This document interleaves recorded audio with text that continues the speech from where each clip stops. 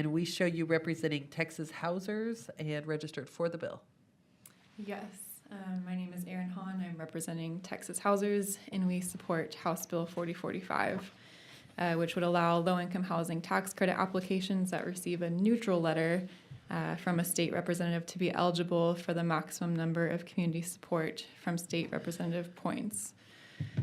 Housing tax credits are one of Texas' most important tools for creating affordable housing, but several factors contribute to the lack of awards in high opportunity areas, higher land costs, restrictive zoning and land use policies, and critically, approval processes that add barriers to otherwise viable developments. So the current system works as follows. Competitive 9% tax credit applications can receive 8 points for a letter of support from a state representative, 0 points for a letter of neutrality, or negative 8 points for a letter of opposition. If the state representative submits no letter, then a resolution of support from the local government can substitute and earn up to the full 8 points.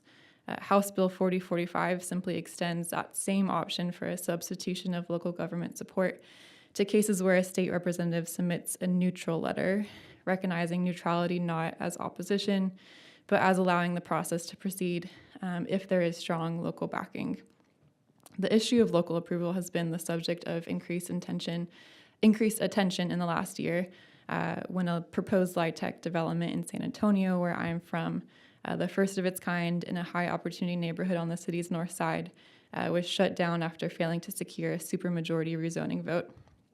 The development would have included free on-site pre-K for residents and had a majority support on the city council, but it failed after several neighbors raised concerns about crime, traffic, and property values, all common myths about affordable housing that have been repeatedly debunked by research.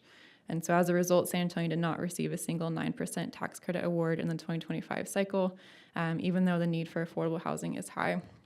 And so that was a separate local approval process, but is a perfect example of the additional barriers that affordable housing must get past that don't exist for other types of development.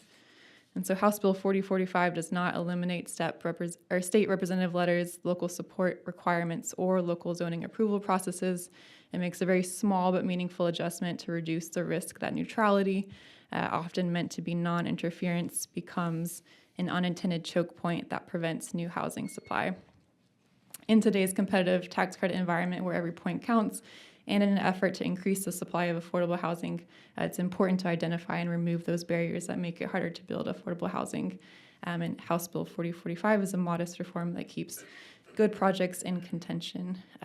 Thank you.